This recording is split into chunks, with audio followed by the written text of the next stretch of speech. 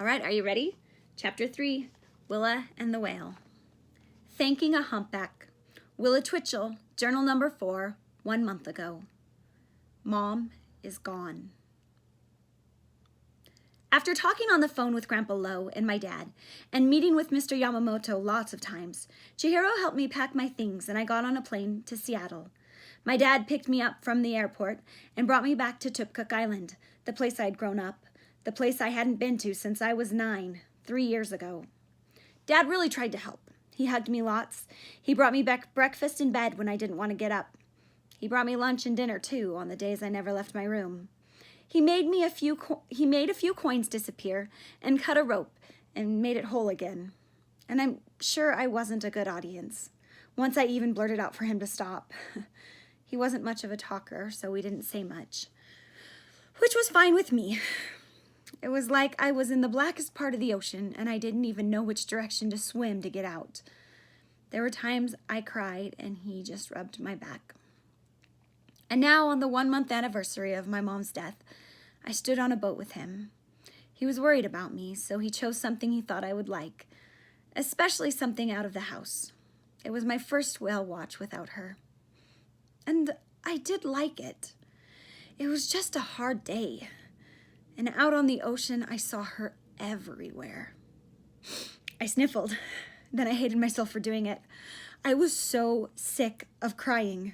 There shouldn't be any crying on a whale watch unless the whale does something so amazing. There are tears of awe. Watching sea creatures was one of my mom's favorite things to do. I wanted the whale to come back. It seemed like somewhere in her humpback heart she knew I needed her. She had done so well. On some whale watches, you don't see much. That's tragic. Then it's not much of a whale watch. It's just a watch. But for Mom, for today, I needed a little more. Thankfully, the water bulged up just a little and the humpback surfaced again. It was different, though. Not a huge take my picture as I shoot out of the water sort of way. No. She was sneaky like a spy. And she was behind us now and off to one of the sides, coming out just enough for one of her eyes to peer out over the waves. She was probably checking our reactions. Maybe she wanted to see if we loved her show. I don't think anyone else noticed her. It took a trained eye. And I had a trained eye. I snuck through the crowd to the back of the boat, walking up slowly to the rail. I didn't want to spook her. I just looked at that amazing creature. And I think she looked back at me. Her eye was bigger than mine, but it worked the same. I mean, I think it was more sensitive to light because it usually looked underwater. But she could see me, like really see me. I could tell, even feel that she was smart.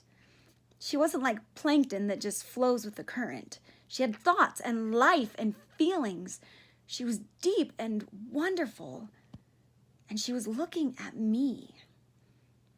Maybe she was on a human watch. Maybe she thought that I was intelligent too. She would go home and log everything she remembered in her human journal, just like I did with my ocean journal. No. She didn't have hands or fingers or paper. Paper wouldn't really work underwater. But maybe she held all that information in her great whale mind. Good job, whale, I said. Oh, it says whispering. I'll try that again.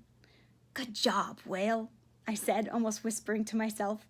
I wanted her to know how much I loved her splashes and backflop. That was beautiful. The whale didn't respond. I wasn't really surprised. I mean, I know whales talk to each other, but they definitely have never spoken with humans.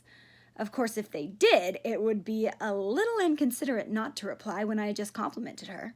Well, at least I think so. I don't know much about whale manners. The humpback dipped back under the water.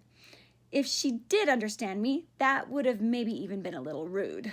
But I caught a glimpse of movement and followed her around to the far side of the boat, even farther away from the crowd. She surfaced again. I really needed to see you today, I said. It's kind of special, and I need to remember. I trailed off. It almost looked like the whale nodded, like she understood me. The boat started up again and began to move, churning the water out and moving us forward. But the whale followed. Maybe she knew I still didn't want her to leave. Whales have amazing instincts. Newborn whales instinctively swim right after they are born, and they know how to go to the surface for air and to go to their mothers for food. Maybe this one knew instinctively that I needed her to stay. Thanks, I said as a final word, noticing the whale was still approaching the surface. Then the whale rose again, but this time she came straight up, just barely bobbing her large head above the water. They call it spy hopping. She twisted in the water around until she saw me looking at her with one of her big eyes. And that's when the whale talked back.